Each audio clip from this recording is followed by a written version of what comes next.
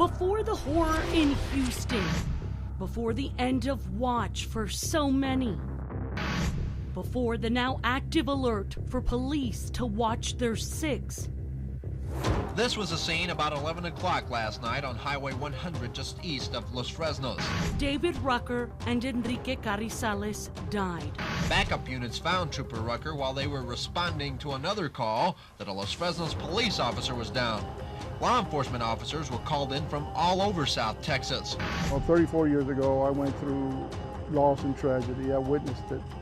He never thought he'd talk publicly about what he witnessed September 29, 1981. Tonight, the state of our country Struck a nerve. motivated him to speak out. This badge is not a shield. From that deadly patrol to the road of recovery, Enrique Hernandez's eyewitness account is a rare glimpse at some of the worst moments endured by police. Tonight, what we can learn from this living witness.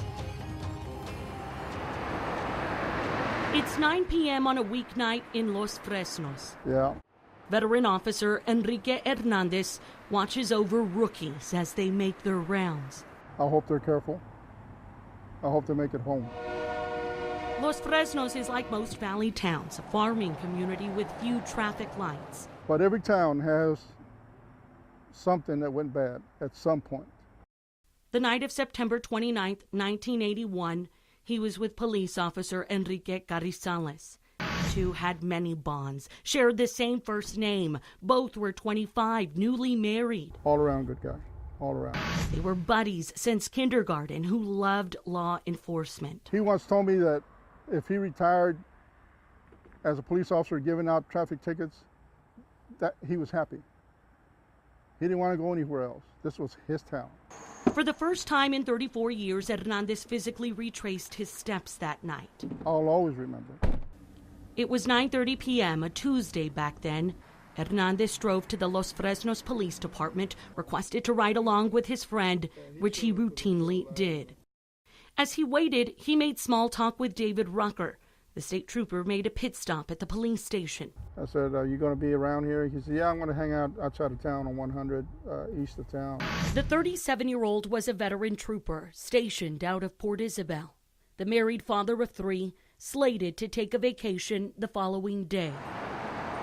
By 9:40 p.m., Hernandez was riding passenger in Carrizales' patrol unit, a Chevy Impala with red and blue revolving lights. Slow, typical Tuesday night. The pair crunched on chips, traveled down memory lane as they cruised city streets. Hernandez was considering a career in law enforcement then. And he told me, chase your dream. If you don't, you're going to regret it. Loved wearing the uniform. If he could have worn it to sleep, he would have. That's how much he loved it. Carrizales' shift was set to end at 11 p.m. that night. By 10:30, they hadn't made a single stop, hadn't responded to a call for service. Los Fresnos was at peace. What do you do for the next 30 minutes? We didn't plan it. He didn't plan it. He just, we just drove around and patrolled, and eventually he makes the decision to go ahead and stop and park and work a little radar. He parked right here on this corner, just like this.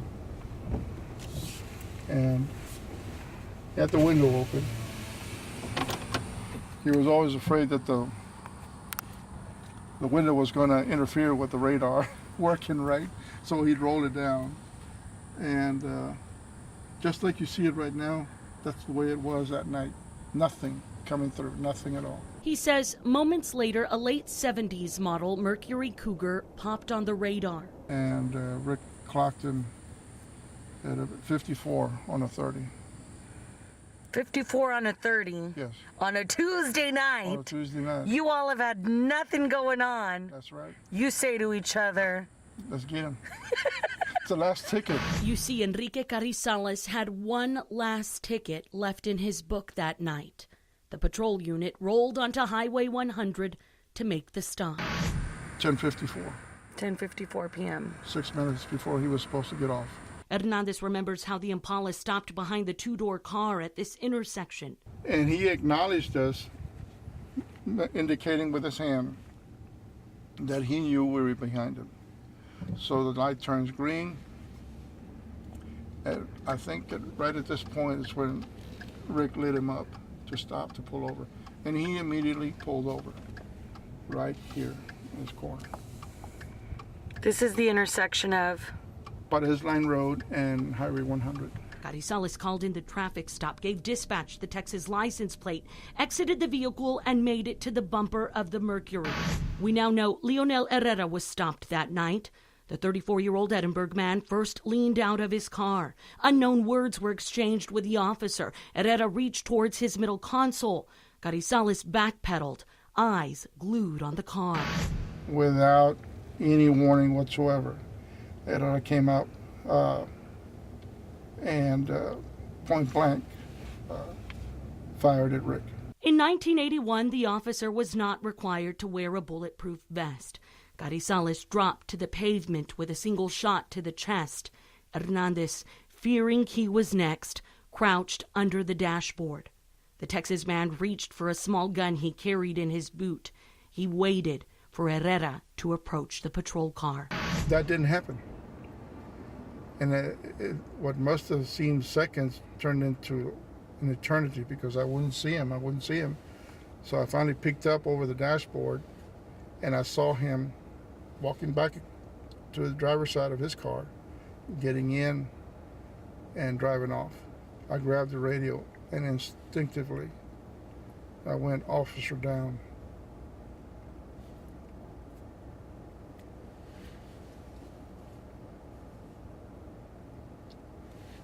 Three times.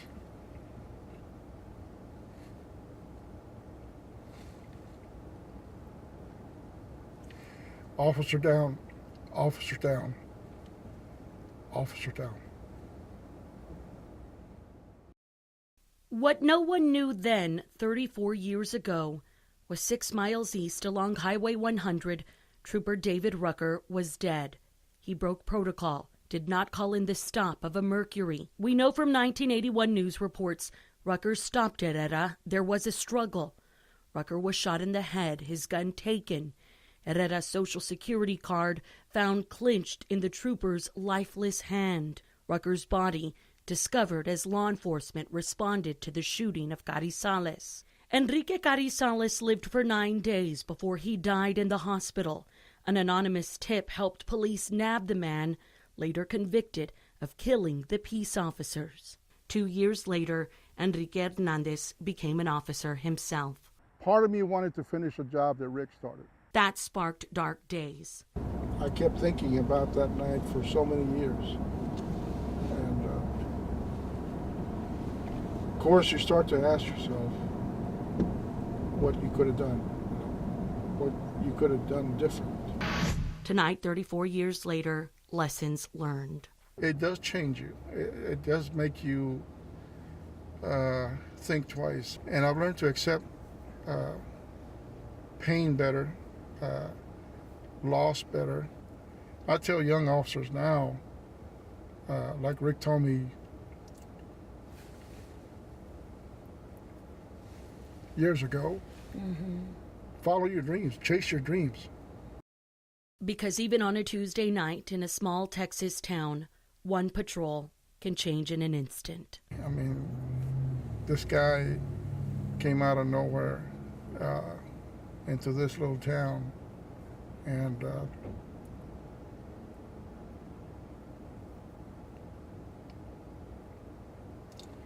took one of Los Fresnos' finest.